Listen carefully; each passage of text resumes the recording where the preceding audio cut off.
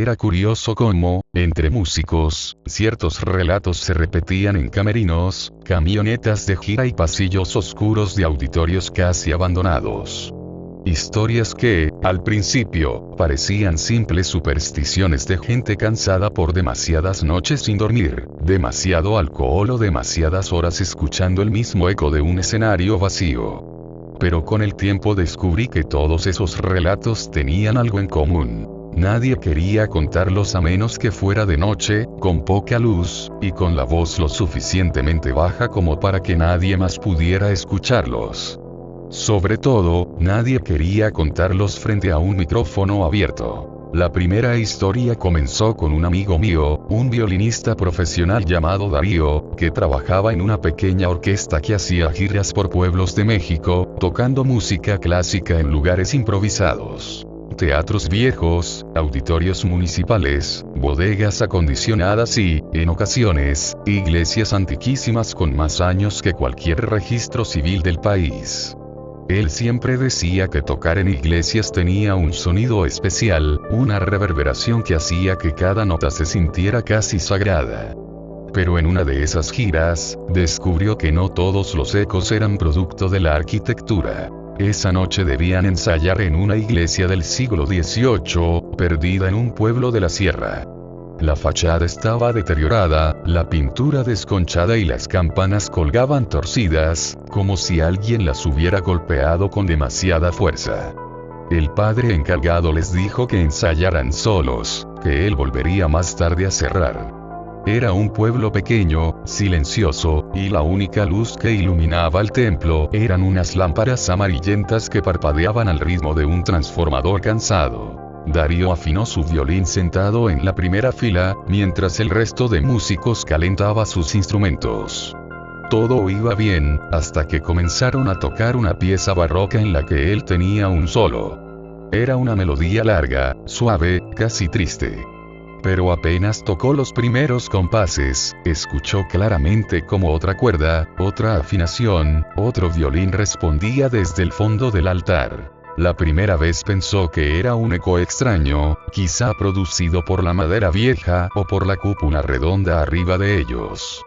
Pero conforme avanzaba, la respuesta se volvió más clara, más articulada, más precisa, como si alguien estuviera tocando con él.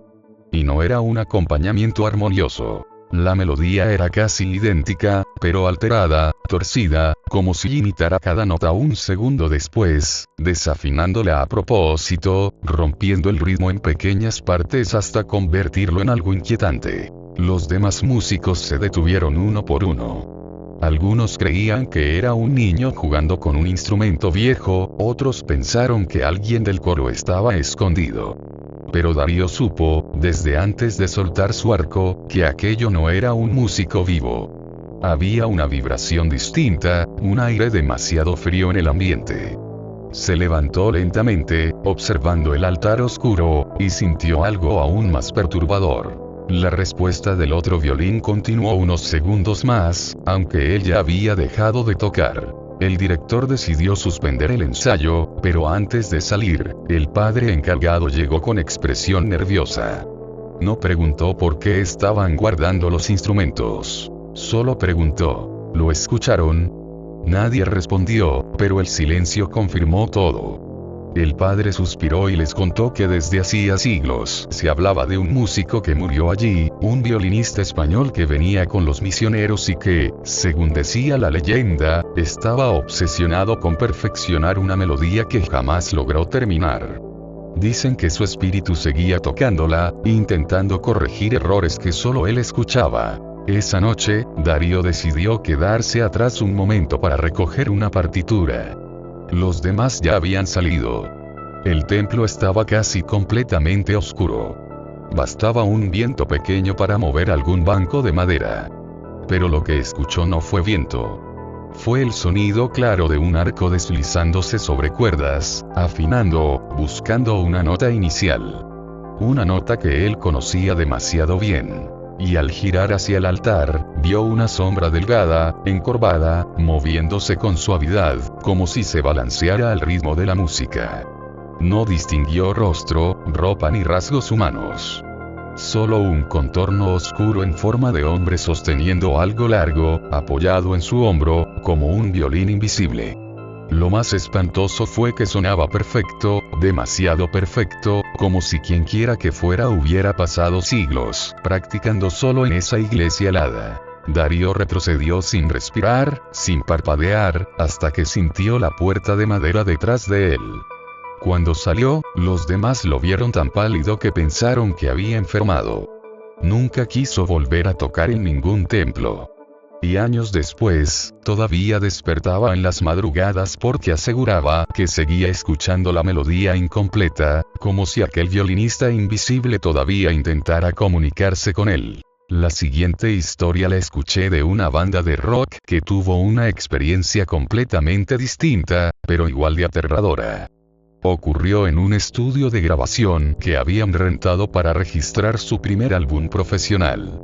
El lugar era famoso por su acústica impecable, pero también por su pasado turbulento. Perteneció a un productor que murió en circunstancias extrañas y que, según se decía, nunca aceptó que nadie más usara sus equipos. La banda llegó emocionada, pero desde el primer día las cosas comenzaron a sentirse mal.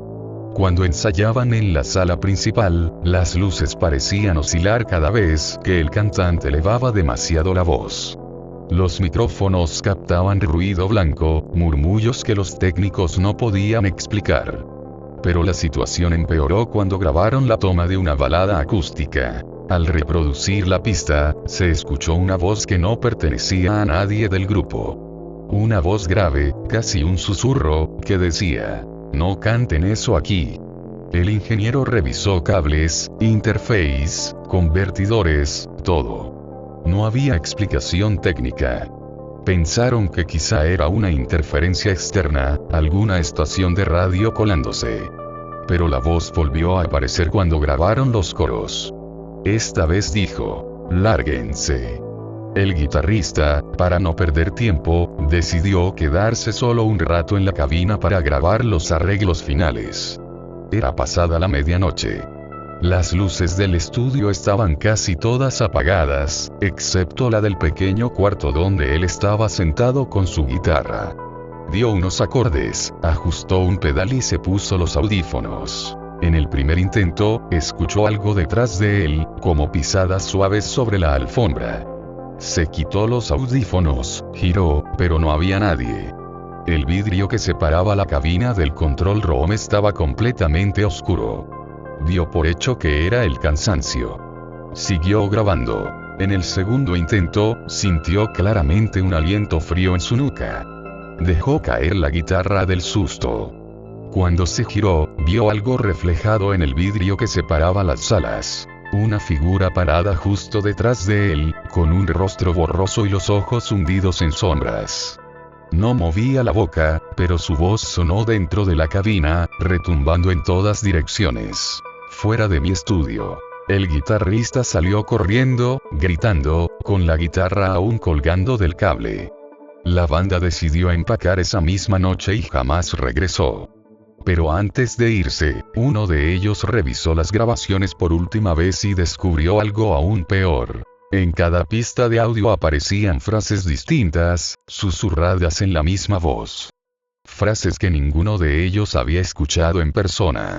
Entre ellas: "No arruinen mi música. Lo que era mío sigue siendo mío, no me dejen solo". Y la última, grabada casi al final, como si la hubiera dicho apenas unos segundos antes de que salieran corriendo: "Volverán". Hasta el día de hoy, ninguno de los integrantes quiere saber de estudios antiguos, ni grabar de noche, ni escuchar ese álbum inconcluso. La tercera historia proviene de un músico de sesión, un trompetista de jazz llamado Mateo, que vivió algo que todavía le cuesta relatar sin que se le quiebre la voz.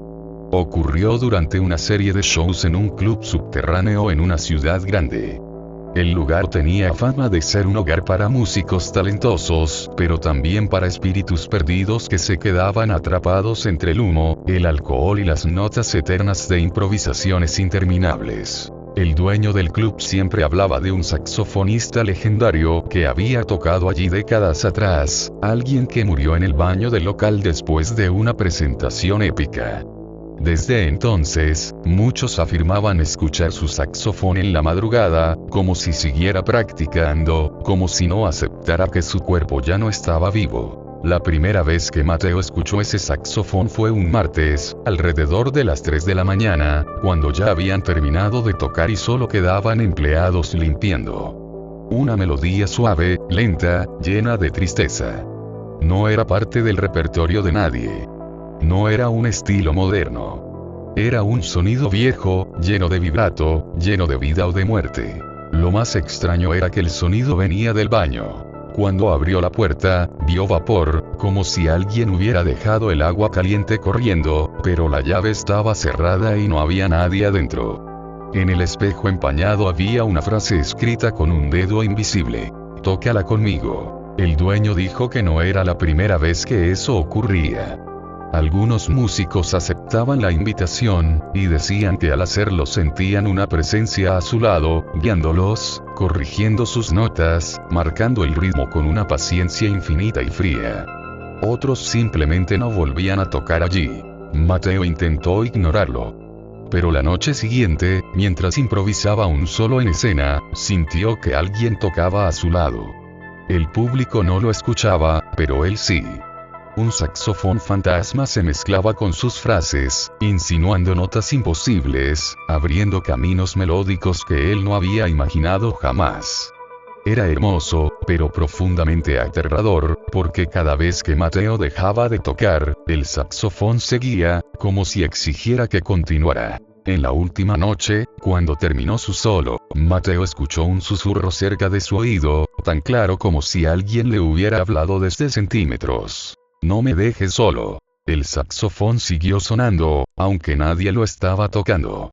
Se escuchó en las paredes, en el techo, en el piso, como si el club entero respirara la melodía. Mateo salió corriendo entre el público, dejando su trompeta en el escenario. Desde entonces no volvió a tocar jazz. Dice que cada vez que intenta soplar su instrumento, escucha una frase lejana, casi apagada, como un eco que viaja desde otro mundo. Tócala conmigo. Lo que nunca imaginé es que aquellas 3 historias no eran simples relatos aislados, sino piezas de un patrón más oscuro que se repetía entre músicos de todos los géneros, edades y niveles de fama. Había algo en la música, algo profundo y antiguo, que parecía atraer presencias que no pertenecían al mundo de los vivos. Y no se trataba solo de ruidos inexplicables o sombras fugaces. En algunos casos, las entidades parecían querer comunicarse, otras veces parecían querer corregir, y en los peores casos, querían poseer. La siguiente parte de estas historias es aún más inquietante, porque los músicos involucrados no solo experimentaron presencia, sino interacción y consecuencias que cambiaron el rumbo de sus vidas para siempre. La primera continuación de aquella noche en la iglesia vino meses después, cuando Darío, el violinista, recibió una partitura sin remitente, dejada debajo de la puerta de su departamento. Era una hoja amarillenta, escrita a mano con plumilla. Al principio creyó que era alguna broma pesada de un compañero de la orquesta, pero cuando vio el encabezado de la pieza, sintió que el corazón se le detuvo. Era el mismo título del solo que había tocado aquella noche en la iglesia, pero con un subtítulo escrito en letras diminutas. Versión final. Él sabía que esa pieza nunca tuvo una versión final. Era una obra inconclusa desde el siglo XVIII. La pieza estaba escrita con perfección obsesiva, con indicaciones musicales que parecían imposibles para un violinista común. Había notas dobles extremadamente rápidas, cambios de arco antinaturales, y líneas melódicas que se repetían como laberintos, siempre con una variación mínima, como si alguien hubiera estado experimentando durante siglos. A pesar del miedo, Darío no pudo evitar intentar tocarla. Preparó su violín, cerró las cortinas, apagó las luces excepto una lámpara tenue y comenzó a seguir las notas. A medida que avanzaba, sintió que su cuerpo se tensaba, como si cada compás drenara energía. La melodía era hermosa, sí, pero de una belleza que no parecía humana. Cuando llegó al último movimiento, el aire de la habitación comenzó a enfriarse de manera brutal. El arco comenzó a temblar en su mano, y entonces lo oyó. Ese segundo violín, el eco de la iglesia, tocando otra vez con él. No estaba en su departamento físicamente, pero estaba allí. Podía sentir la presencia detrás de él, el mismo contorno delgado, agachado, respirando de manera irregular. Y justo cuando llegó a la última nota, ese ser tocó un acorde extraño, disonante, como si corrigiera su interpretación. La partitura cayó de sus manos. Darío no volvió a tocar esa pieza, pero desde entonces, cada vez que afina su instrumento, escucha una nota más, una cuerda que él no tocó. Y dice que cuando muera, él sabe perfectamente quién vendrá por su cuerpo. En la segunda historia, la banda de rock que huyó del estudio embrujado intentó seguir con su carrera. Cambiaron de productor, de sala, incluso alteraron varias canciones del álbum para alejarse de las pistas contaminadas por aquella voz. Sin embargo, algo los seguía. El baterista fue el primero en sentirlo. Cada vez que practicaba en su casa, escuchaba el golpe de un baquetazo extra, como si otra persona tocara con él desde atrás. Cuando grababa con su celular, el audio captaba gruñidos y murmullos que él juraba no haber emitido. El bajista comenzó a escuchar voces mientras dormía, voces profundas que decían: "No han terminado o aún falta mi mezcla", como si el espíritu del productor muerto estuviera obsesionado con completar el álbum. Pero lo más aterrador ocurrió durante un concierto que ofrecieron meses después en un bar. Era su primera presentación desde el incidente, y querían probarse a sí mismos que podían superarlo. En pleno puente instrumental, el guitarrista sintió una fuerza invisible que le apretó los dedos, como si alguien intentara mover su mano para cambiar el acorde. Lo resistió. Pero el amplificador hizo un chillido que no correspondía a ninguna nota real. Parecía un grito. El vocalista, que en ese momento estaba improvisando una línea suave, se quedó inmóvil cuando el micrófono emitió la misma voz del productor muerto, amplificada, clara, gutural. "No lo hagan sin mí". El público creyó que era parte del show, pero los miembros de la banda casi se desmayaron. El ingeniero de sonido subió al escenario después, temblando, diciendo que todas las señales del tablero se habían movido solas. Esa noche tomaron una decisión radical: abandonar el álbum por completo. Pero aunque borraron los archivos, quemaron las copias físicas y destruyeron los discos duros, el guitarrista asegura que, a veces, su computadora prende sola en la madrugada y reproduce un archivo que no existe en su sistema. La balada acústica que grabaron la primera noche, pero con la voz fantasma diciendo: "Lo terminaremos algún día". La última continuación pertenece a Mateo, el trompetista de jazz. Él había dejado de tocar, convencido de que ese saxofonista fantasma quería arrastrarlo a algún lugar del que no podría volver. Sin embargo, su vida comenzó a apagarse lentamente sin la música. Dejó de dormir, dejó de comer, vivía intranquilo. Y un día recibió una llamada del dueño del club donde todo ocurrió. Le pidió que volviera, que algo extraño estaba pasando. Cuando llegó, el lugar estaba vacío, sin músicos, sin clientes. Solo el dueño temblando en una mesa, diciendo que el saxofón llevaba 3 noches tocando solo, sin parar, sin respirar. Mateo sintió el mismo escalofrío que la primera vez. El baño estaba cerrado, y desde adentro salía una melodía interminable, cada vez más desesperada. No era triste. Era un grito. El dueño dijo que la presencia estaba buscando algo. O alguien. Mateo decidió entrar al baño solo. Cerró la puerta detrás de él. El vapor comenzó a salir desde quién sabe dónde. El espejo se empañó al instante. Y apareció un mensaje nuevo: "Me dejaste solo". La melodía se detuvo. El silencio fue más aterrador que la música.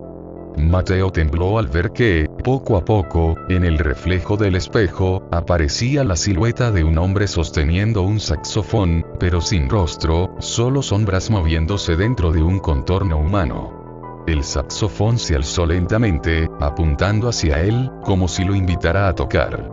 O lo obligara.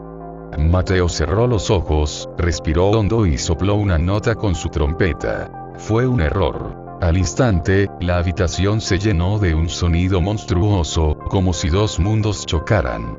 El saxofón respondió, pero no con música. Con un grito metálico, agudo, insoportable. Mateo cayó al piso, llevándose las manos a los oídos, mientras la silueta se inclinaba sobre él, cada vez más cerca, cada vez más real. El eco resonaba en su cabeza incluso cuando él ya no podía escuchar nada más. Esa noche lo encontraron tirado en el baño, con la mirada perdida y las manos rígidas.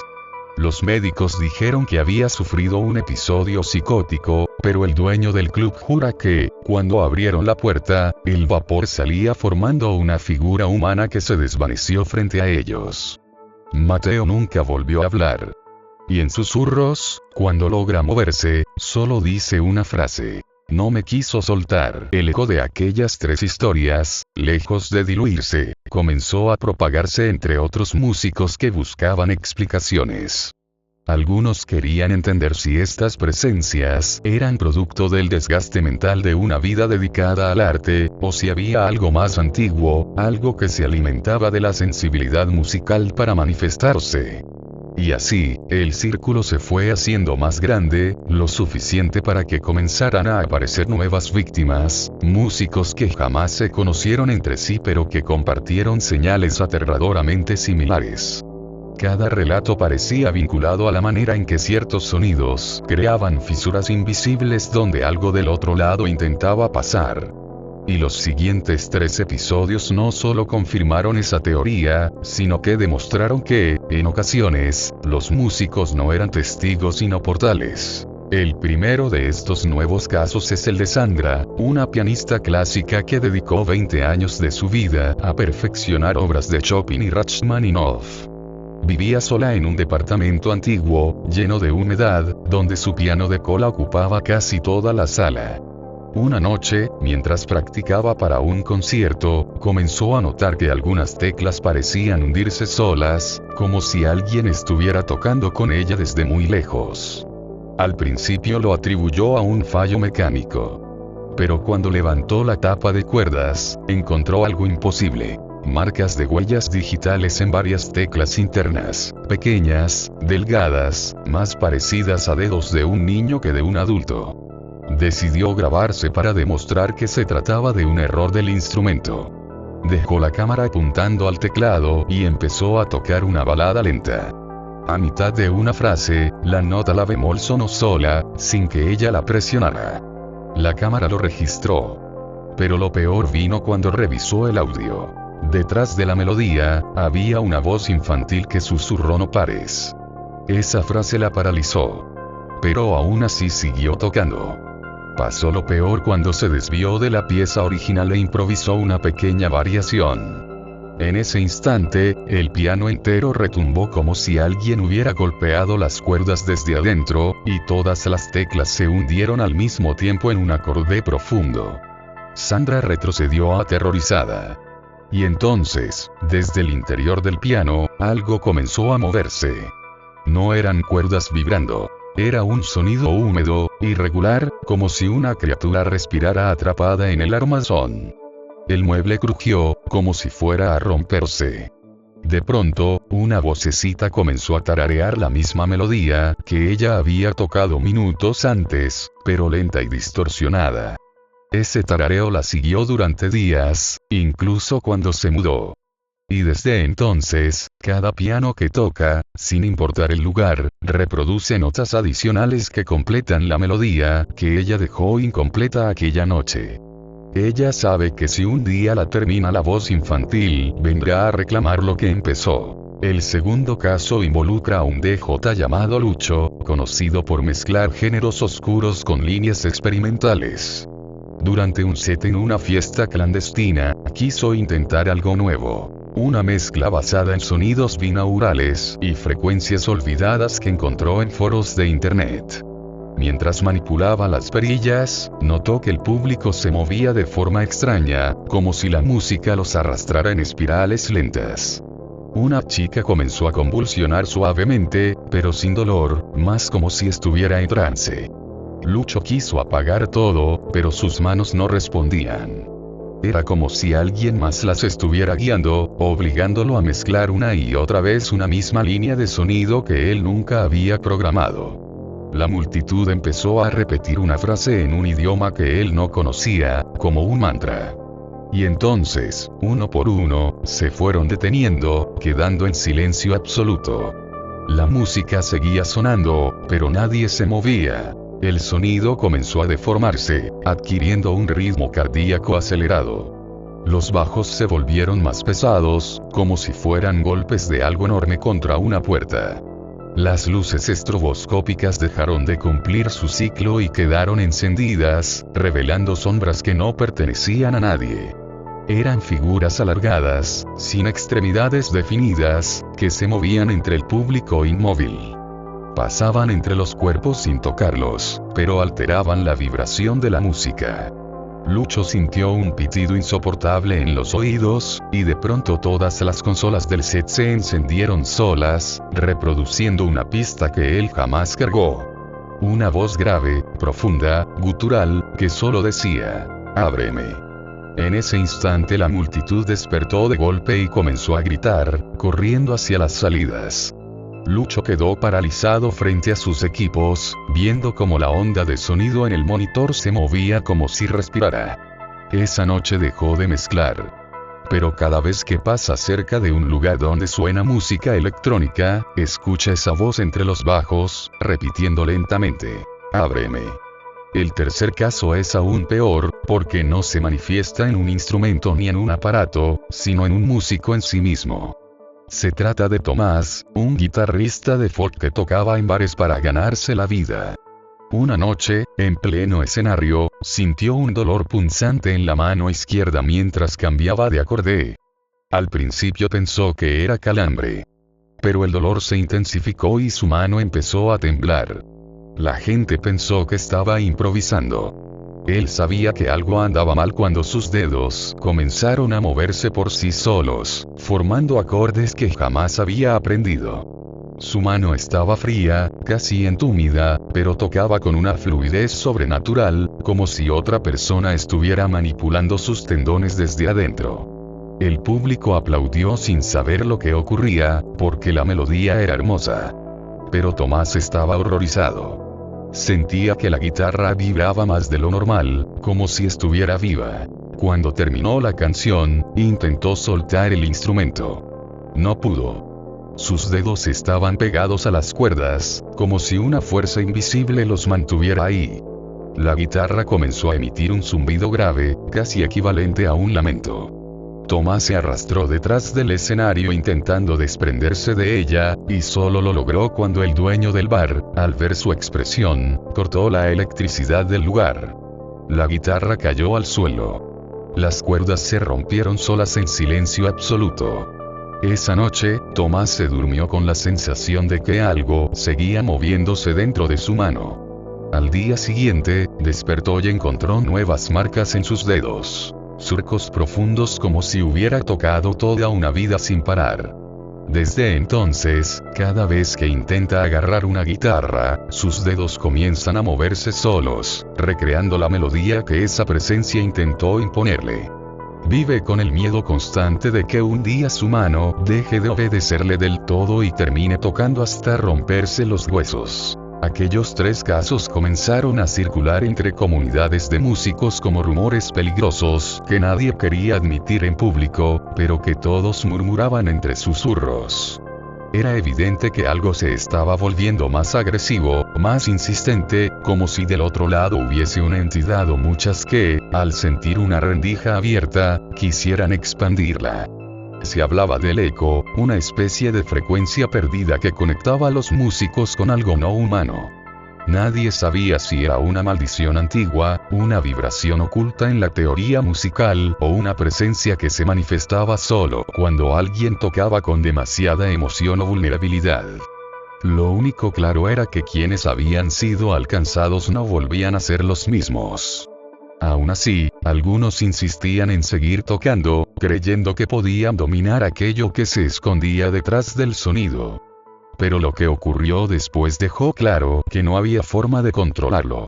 porque las siguientes experiencias no solo afectaron a los músicos sino al público. La primera de estas nuevas manifestaciones ocurrió en un conservatorio en Monterrey, donde un grupo de estudiantes de composición preparaba su proyecto final. Una pieza experimental basada en ruidos urbanos procesados. La obra, en teoría, era una exploración artística, algo moderno, abstracto.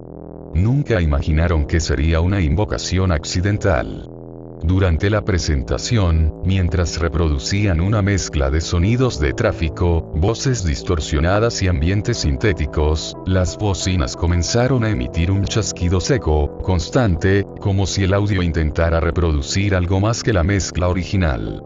El profesor a cargo creyó que se trataba de una falla del equipo, pero los estudiantes comenzaron a ver que las ondas en la pantalla del monitor no correspondían a la pista. Era como si otra señal estuviera intentando arrastrarse dentro de la composición. El público notó que el aire empezaba a oler a metal caliente. Luego comenzaron los susurros. Pero no venían de la gente. Venían del sistema de sonido. Voces múltiples, superpuestas, de tonalidades imposibles, se mezclaban con los ruidos urbanos, como si alguien, o muchos, estuvieran atrapados en la pista. Algunos espectadores comenzaron a marearse. Otros se desmayaron. Las luces parpadearon con violencia hasta que todas se apagaron. En ese instante, la sala quedó en silencio absoluto. Y fue ahí cuando una voz emergió claramente de las bocinas, una voz sin género, sin humanidad, que dijo: "Este no es su espacio". Las luces regresaron de golpe, y el sistema se quemó por completo. Varias personas quedaron con tinnitus severo.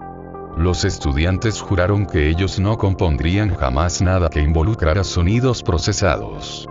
Pero algunos afirmaron que desde ese día, cuando caminan por avenidas ruidosas, escuchan esa voz repitiéndose entre los motores: "Este no es su espacio". El segundo fenómeno ocurrió en una sala de grabación independiente, donde un cantautor llamado Elías trabajaba en una canción dedicada a su difunta madre. Su voz era suave, melancólica, y en las tomas preliminares todo marchó bien. Sin embargo, cuando grabó la versión final, algo extraño ocurrió. Al reproducir la pista, se escuchaba una segunda voz acompañándolo, casi imperceptible, como si alguien cantara con él desde muy lejos. El ingeniero de sonido, desconcertado, aisló las frecuencias y encontró que la voz estaba en un rango poco habitual para cualquier ser humano, demasiado grave, casi subterránea, pero siguiendo la melodía con precisión impecable. Al principio pensaron que era un ruido de fondo. Hasta que Elías revisó la letra y notó que la voz extra no repetía sus palabras. Decía otras. No pudo distinguirlas completamente al principio. Pero cuando amplificaron la grabación al máximo, la piel de todos en la sala se erizó. La voz no estaba cantando. Estaba susurrando la frase: "No es ella", una y otra vez. Elías rompió en llanto, pues había compuesto esa canción con la esperanza de sentir a su madre cerca. Pero lo que fuera que estaba ahí parecía burlarse de su desesperación. Decidió grabar otra vez, cambiando la letra, cambiando la melodía, intentando evitar que la voz volviera. Pero cuanto más lo intentaba, más presente estaba. Empezó a escucharse una respiración en el micrófono, un llanto débil, como si la presencia quisiera manifestarse físicamente. Elías terminó saliendo de la sala, gritando que alguien venía detrás de él. El ingeniero, al quedarse solo, notó que los niveles del micrófono subían solos, como si alguien estuviera muy cerca del aparato. No volvió a trabajar esa noche. Días después, cerró el estudio temporalmente. Y Elías dejó la música. Lo único que logró decir antes de desaparecer de la escena artística fue: "Ella no vino. Él sí". El tercer y más inquietante caso ocurrió durante un ensayo orquestal. La filarmónica local preparaba una sinfonía contemporánea cuya última parte incluía un solo de oboe acompañado por cuerdas. Durante el ensayo, mientras los violines sostenían una nota larga, el oboísta, un joven disciplinado, perfeccionista, empezó a quedarse sin aire. El director asumió que era cansancio. Pero todos se percataron de que el sonido del oboe había cambiado. No era el tono dulce habitual. Era un sonido áspero, ronco, como si el instrumento proyectara una voz humana intentando hablar.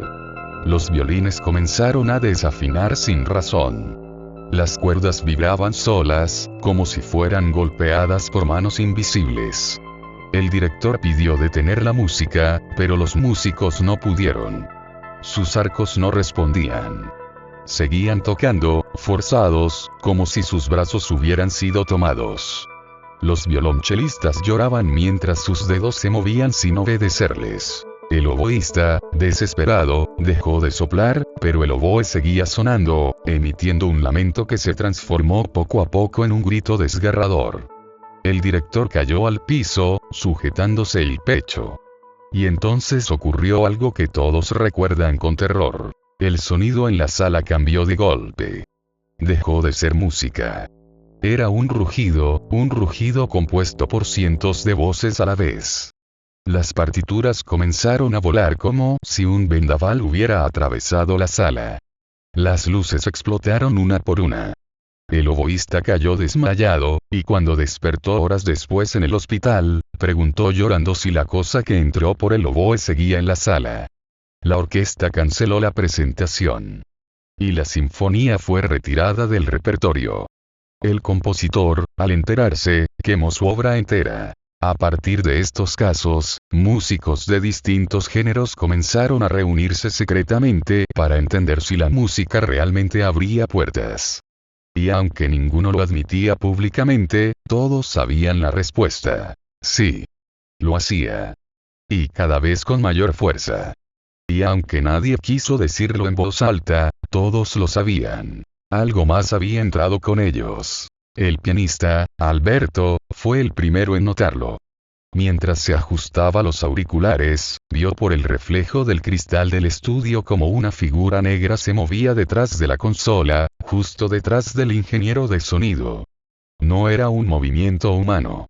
Parecía un parpadeo de sombra, un salto veloz, como un insecto gigantesco deslizándose por la pared. Parpadeó. Nada. La pared vacía. Pero su respiración empezó a acelerarse sin que pudiera evitarlo. El ingeniero, Julián, pidió silencio para comenzar la grabación.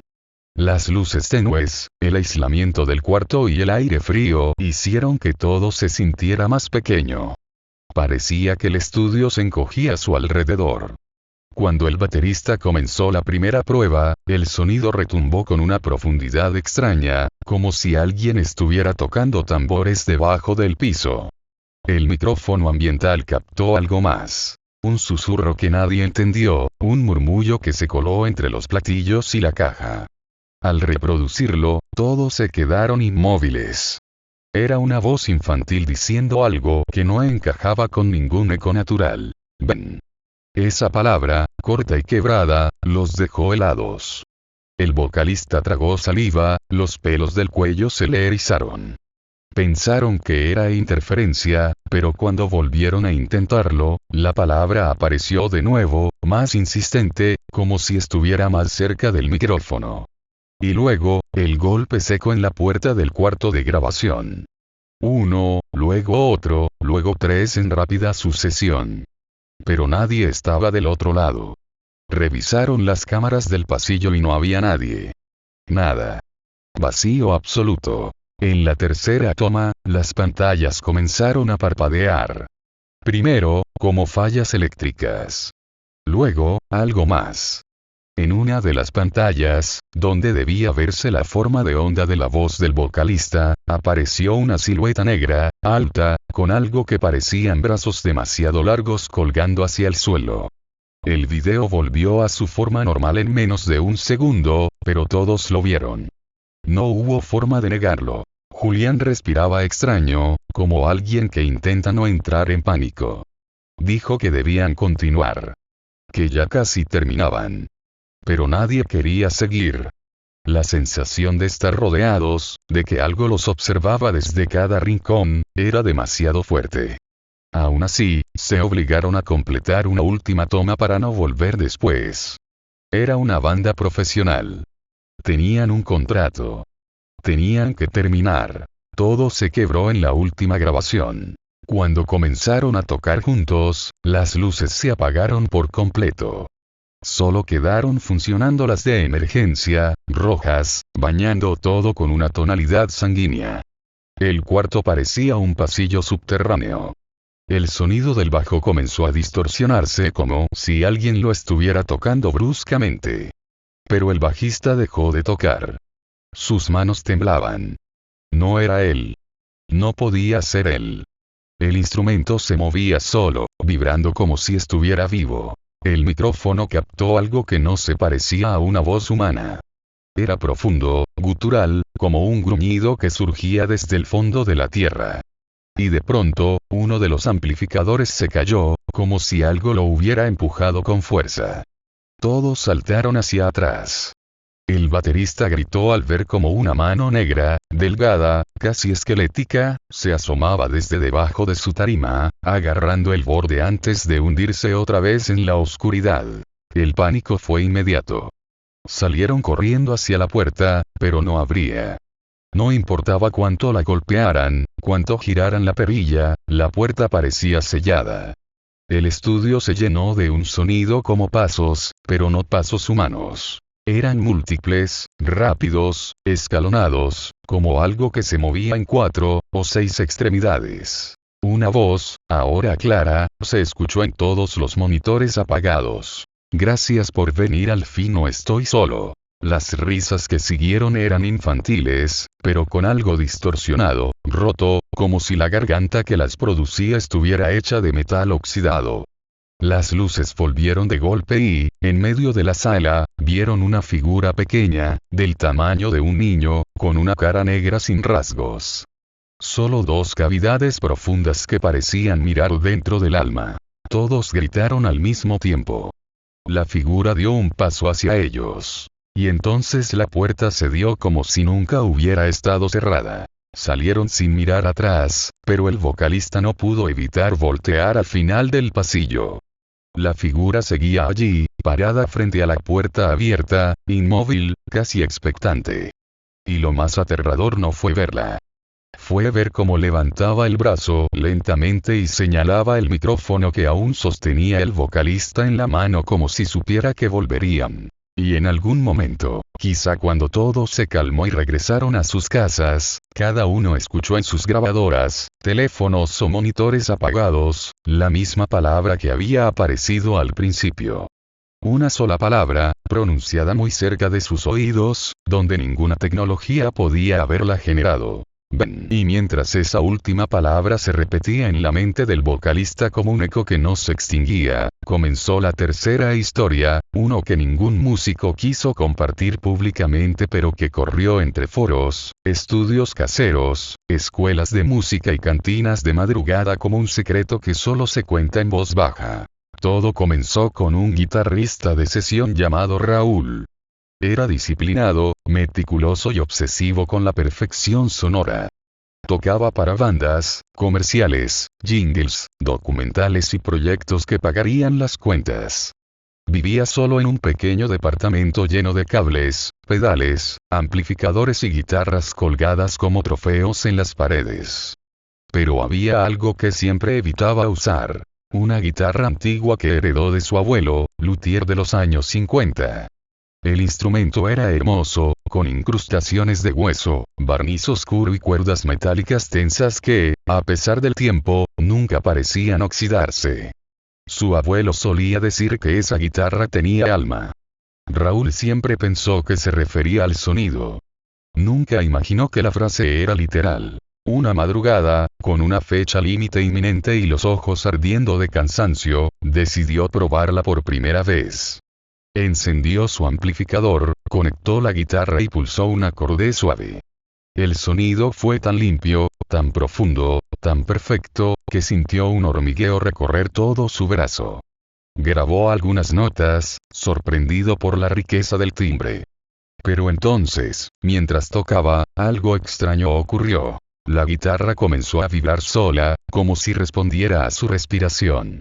Pensó que era un fenómeno acústico normal, hasta que sintió un tirón en los dedos, como si invisible alguien moviera sus manos con delicadeza. Se apartó de golpe. La guitarra cayó sobre sus piernas. Se quedó inmóvil varios segundos, intentando explicarlo. Quizá estaba demasiado cansado. Quizá había bebido demasiado café. Pero cuando volvió a levantarla, la guitarra tenía las cuerdas levemente movidas, no enredadas, sino afinadas en otra escala, una escala que él no conocía, pero que sonaba inquietantemente familiar cuando pulsó las cuerdas en silencio. Guardó la guitarra. Cerró el estuche. Intentó ignorarlo. A las 2 horas, mientras editaba pistas en el monitor, escuchó el sonido de alguien tocando la guitarra dentro del estuche cerrado. No era posible. Era una melodía suave, lenta, casi triste, pero con algo roto, algo oscuro entre cada nota. Raúl se quedó inmóvil. No sabía si acercarse o salir corriendo de su propia casa. El estuche comenzó a vibrar. Las notas se volvieron más rápidas, más insistentes. Como manos desesperadas intentando expresar algo que no podían decir. Raúl dio un paso atrás. Sus piernas temblaban. Pero cuando intentó salir, todas las luces del departamento parpadearon al mismo tiempo, como si la energía misma se hubiera alterado. Y en el parpadeo final, justo antes de que todo volviera a la normalidad, vio la silueta de su abuelo reflejada en la pantalla del monitor, parado detrás de él, aunque no había nadie allí. Las cuerdas comenzaron a romperse dentro del estuche. Una a una. El sonido era agudo, violento, como si algo intentara liberarse. Raúl, temblando, abrió el estuche para evitar que se destruyera el instrumento, y entonces la habitación se quedó en silencio absoluto. Las cuerdas seguían intactas. Perfectas. Pero la guitarra estaba caliente, demasiado caliente para ser natural, como si hubiera estado en manos de alguien. El aire se tornó pesado. Raúl respiraba con dificultad. Luego escuchó una voz, suave, como la de un hombre mayor, resonando dentro de su cabeza, pero al mismo tiempo vibrando dentro del cuerpo de la guitarra. Tócame bien como te enseñé. Era la voz de su abuelo. Pero su abuelo llevaba muerto 7 años. Raúl retrocedió, tropezó con cables tirados en el suelo y cayó sentado. La guitarra, por sí sola, emitió un rasgueo suave, perfecto, que resonó en toda la habitación. Y algo invisible comenzó a salir del estuche. Una sombra que no tenía forma definida, pero que parecía estar hecha de notas musicales deformadas como si la música misma estuviera viva y fuera consciente. La sombra se elevó lentamente. Raúl se quedó sin aliento. Algo dentro de él sabía que esa cosa no era su abuelo. No del todo. Era algo más. Algo que había habitado el instrumento desde mucho antes de que él naciera. La guitarra se inclinó levemente, como si lo estuviera invitando a acercarse. Una nota grave resonó sola. Luego otra. Y otra. Hasta formar un patrón. Una melodía incompleta esperando que él la terminara. Raúl lo entendió al instante. Si tocaba esa melodía, algo iba a despertar. Algo completamente ajeno al mundo de los vivos.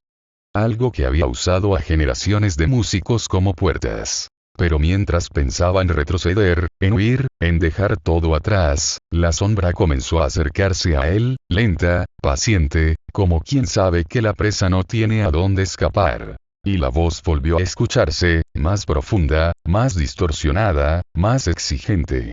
Tócame completo. Raúl sintió el impulso de obedecer. Un impulso que no era suyo.